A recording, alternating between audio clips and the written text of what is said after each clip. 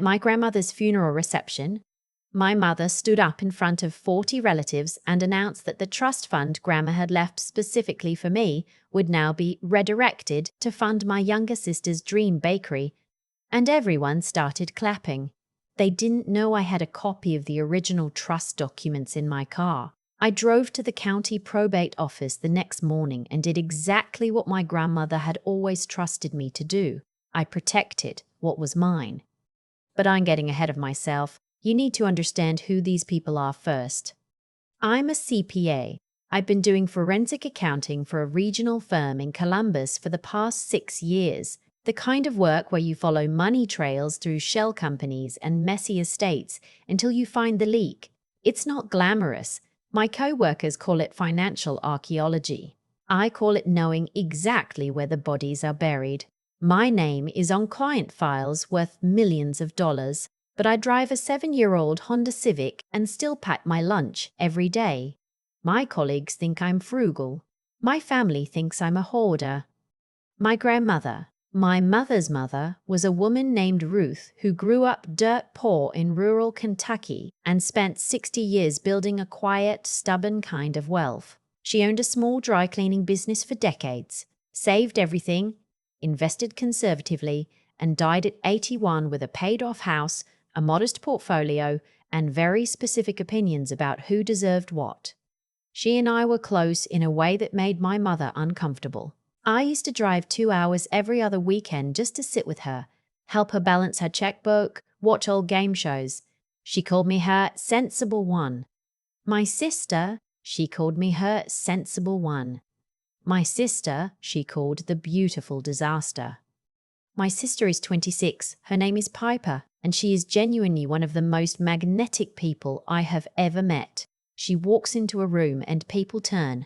She also has, in the past 4 years, started and failed a candle business, an Etsy shop selling curated vintage, a dog walking app, and a wellness coaching practice that involved primarily posting photos of herself in athleisure on Instagram. She has approximately $40,000 in credit card debt, a lease on an apartment she can't afford, and a boyfriend named Todd who has strong opinions about passive income and weak opinions about actual employment. My parents have bailed her out 3 times in the past 5 years. The number used to be higher before they ran out of room on their own cards. My mother loves both of us. I believe that. But my mother has always loved Piper the way you love something fragile and spectacular, with your whole chest, with terror, with the irrational belief that if you just give it enough, it won't break. She loves me the way you love a good appliance, reliably without thinking about it until it stops working. My grandmother knew this. She told me once, 2 Christmases before she died, that she'd made arrangements. I'm not leaving things to chance, she said, patting my hand across the kitchen table. You've always known the value of $1. I want you to have something real. I didn't push for details. I trusted her. That was my first mistake. Not the trusting her, but the not getting more details sooner. She died in March. The funeral was a Tuesday, gray and cold, the kind of day that makes grief feel like a physical weight sitting on your sternum. I flew in from Columbus the night before. My mother was devastated in the way only people who expected more time can be, shocked, hollow, unable to stop moving. My father was steadier but quieter than usual. Piper cried loudly and beautifully and accepted condolences like she was the chief mourner. Todd stood slightly apart from everything, scrolling his phone, then pocketing it when people looked his way. The reception was at my parents' house. 40-something people filling the living room and spilling onto the back porch. Aunts, cousins, neighbors who'd known Ruth for 30 years, a few women from her church. The food was catered badly. Someone had put out a fruit tray next to a veggie platter, and there was a suspicious amount of store-bought potato salad. I was standing near the kitchen doorway, holding a cup of coffee I wasn't drinking, when my mother tapped her wine glass with a fork. I just want to say a few words, she said, loud enough that the conversations died down. Her eyes were still puffy, but her voice was steady. She talked about Ruth, about her strengths, about family, about legacy. All of it was true, and I felt the familiar tightness in my chest that comes with grief you haven't had time to fully sit with. Then she pivoted. Mom would have wanted her legacy to live on in something beautiful, she said, and her eyes moved, just for a second, to Piper. After a lot of thought and conversations with your Aunt Doreen about the estate, we decided that the trust funds Mum left are going to be pooled together so that Piper can finally launch her bakery, a real brick-and-mortar space. Something the whole family can be proud of. She smiled, her voice breaking slightly on the last word. Something Ruth would have loved. Piper made a sound like a gasp and immediately started crying. Todd put his arm around her. My aunt started clapping. Within 3 seconds, it had spread around the room like a reflex. I stood in the kitchen doorway and did not move. My mother glanced at me. She was expecting the usual. The tight smile, the gracious nod, the private conversation later where I'd expressed concern, and she'd explain it away, and we'd eventually reach a detente. She'd been running that play my entire life. She knew my pattern. She forgot that I'd spent 6 years following the money. Actually, I said, just loud enough. The clapping petered out. I'd like to understand what trust you're referring to. My mother's smile didn't move, but her eyes did. Honey, this isn't the time. You mentioned trust funds, plural, I said. My voice was completely even. I had used this voice in depositions. Grandma's trust was drafted 4 years ago. I know because she told me about it. Is that the one you mean? The room had gone quiet in that specific way. Rooms go quiet when people sense they've accidentally wandered into something real. We can talk about this later, my mother said firmly. Of course, I said. And I let it go. I set down my coffee. I said goodbye to my aunt.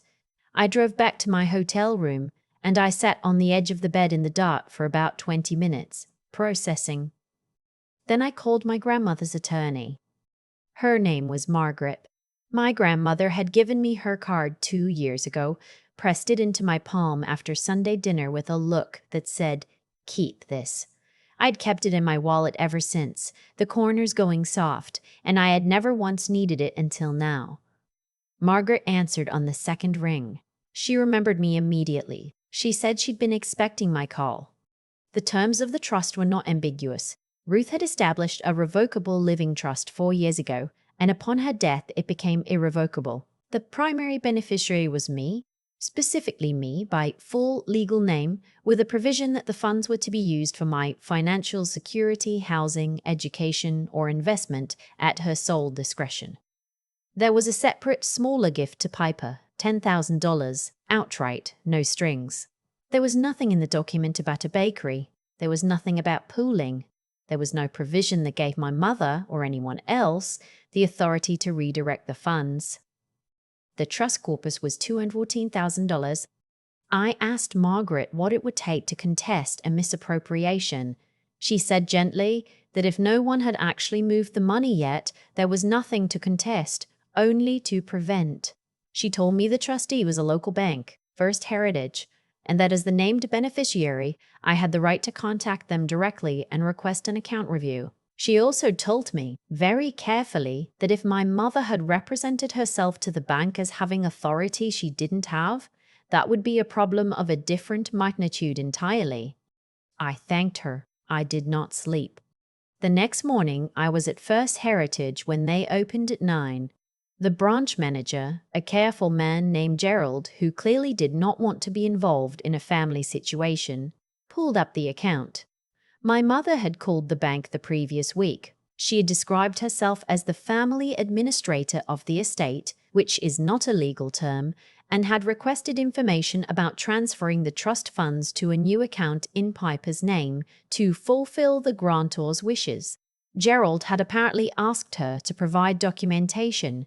She had said she would send it. She had not yet sent anything.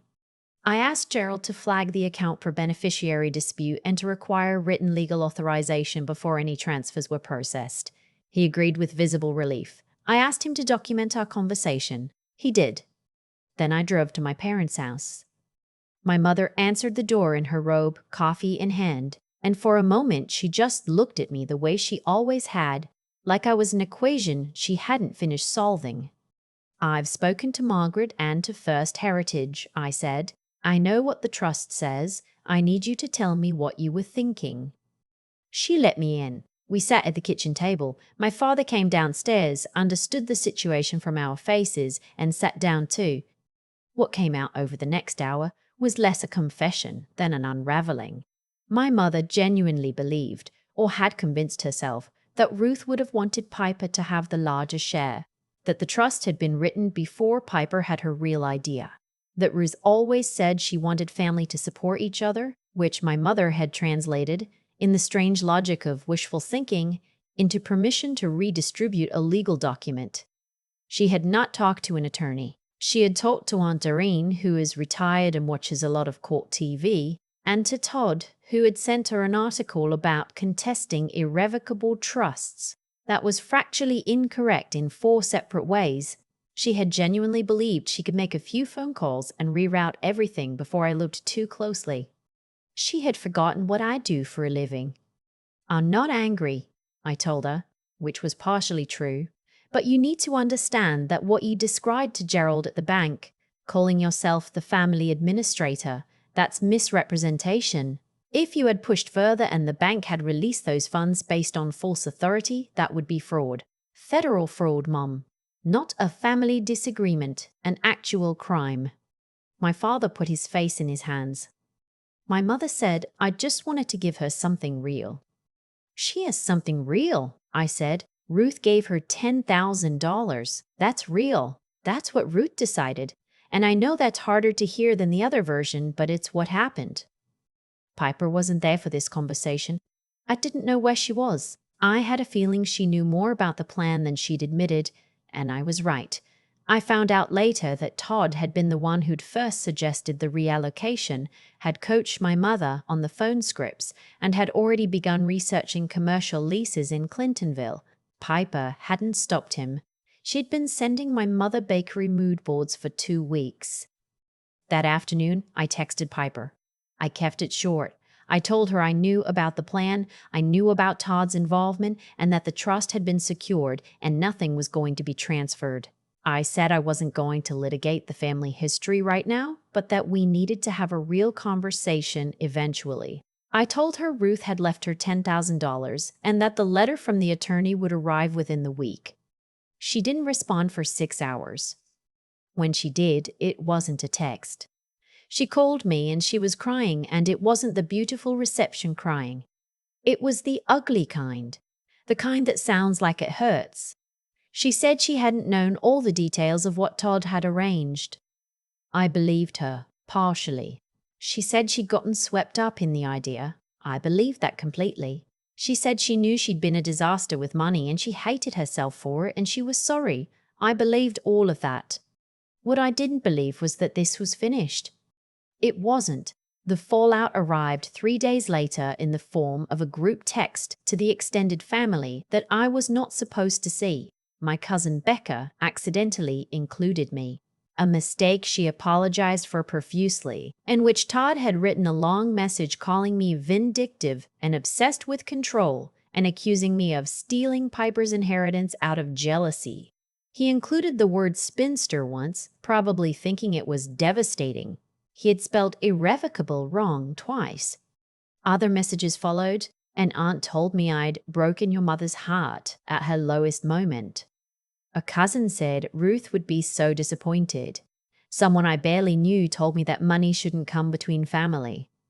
I screenshotted everything, the way you do when you've spent 6 years in forensic accounting and you understand that documentation is not paranoia, it is infrastructure.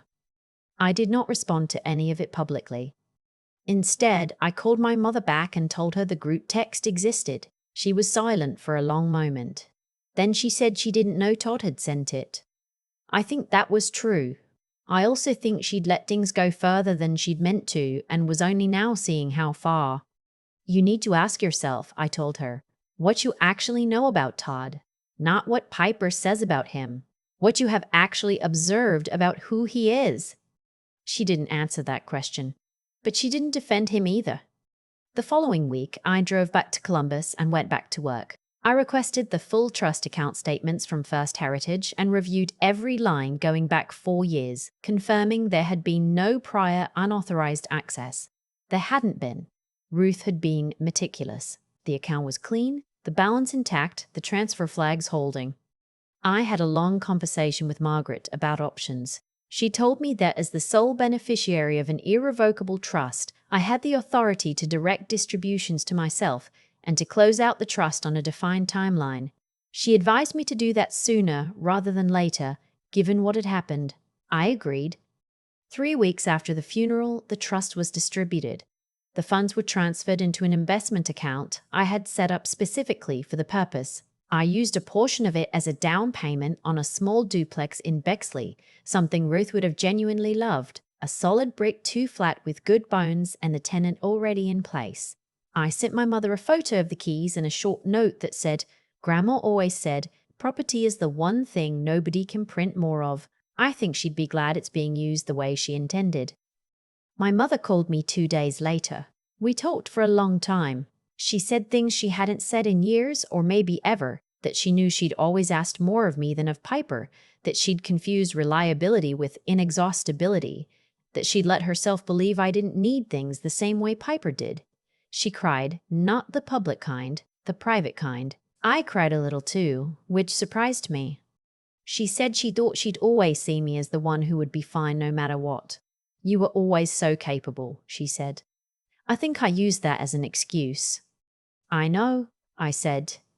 It wasn't forgiveness exactly, it was more like a door opening that had been stuck for a long time. We didn't resolve everything in that phone call. We probably won't resolve it in the next several. But something shifted, and I noticed it, and I'm choosing to pay attention to it. Piper and Todd broke up 7 weeks after the funeral. She called to tell me herself, and the way she said it, tired, quieter than I'd ever heard her, made me think it had been coming for a while and she'd finally run out of reasons to ignore it. She didn't ask me for anything. She just said, "I think I've been letting people make decisions for me for a really long time. I'm trying to figure out how to stop." I said, "You already know how. You're just afraid of how much it'll cost." She was quiet for a second. Then she laughed, this short, surprised sound that is extremely on brand for you. "I know." "I'm sorry, by the way," she said, "for all of it, for not stopping it earlier. You were the only person in that room who actually knew what you were talking about, and I just sat there." "You were grieving," I said. "So was I." "We talk on the phone now, sometimes for a long time. It's different than it used to be. Better, I think, though I'm careful about saying that out loud because the last time I was optimistic about something, it took 4 years to recover from. The duplex cash flows well. I repainted the trim on the owner's unit myself over a long weekend, listened to podcasts, and felt something I hadn't felt in years. The specific quiet of a thing that belongs to you and no one can reframe as a communal resource. My grandmother would have called it having something real. I know exactly what she meant now. I keep her attorney's card in my wallet still, though the corners have softened even more. I don't know if I'll ever need it again, but I've learned the difference between trusting people and trusting them without documentation, and Ruth, if she was watching, would tell you those were never the same thing. The thing I keep coming back to is the moment right after my mother made that announcement. 40 people clapping, Piper crying on cue, Todd standing off to the side with that almost smile, and me holding a cup of coffee that had gone completely cold, not moving, not reacting. People probably read that as shock. It wasn't shock. It was the specific stillness that comes when you've spent years watching a pattern and you finally see it complete itself in front of you. I don't think my mother is a bad person. I've had to sit with that more carefully than I expected because it would be easier if she were. Bad people are simple. My mother is something more complicated. She's someone who loved one of her children in a way that quietly cost the other one and told herself for so long that it was fine because the other one was capable that she eventually stopped checking whether it was fine at all. That's not villainy. That's a slow erosion of something that should have been paid attention to, and the bill for it came due at a funeral reception with store-bought potato salad and 40 witnesses. What I know now, What I didn't fully understand until I was sitting on the floor of the probate office waiting for Gerald to pull up the account is that doing the right thing for a long time doesn't protect you from anything. Ruth was meticulous. She wrote everything down. She pressed that attorney's card into my palm 2 years before she died because she understood something I was still learning, that good intentions don't hold up in a court of law, and neither does family loyalty, and the only thing that actually holds is documentation. That's not cynicism. That's what it looks like when someone who loves you also respects you enough to be thorough. I think about Piper a lot. The version of her I used to resent, the one who got bailed out over and over, who let Todd make phone calls on her behalf, who sat at that reception and let the clapping happen. That version of her was real, but so is the version who called me 7 weeks later, tired and quiet, and said she'd been letting other people make decisions for her for too long. Both of those things are true at once, and learning to hold that without collapsing one into the other is, I think, the actual work. The duplex is doing well. I repainted the trim myself on a long weekend, and it occurred to me somewhere around the second coat that what Ruth gave me wasn't just the money. It was the model. She watched over her own life with clear eyes and steady hands, and she didn't confuse loyalty with self-erasure, and she never once let someone else's wishful thinking override what she'd actually written down. I'm trying to do the same. Not because I'm afraid, but because I've learned that protecting what you've built isn't selfishness. It's the thing that makes it possible to still be standing when the people you love need you to be. I keep her attorney's card in my wallet. The corners are soft now. I don't think I'll throw it away.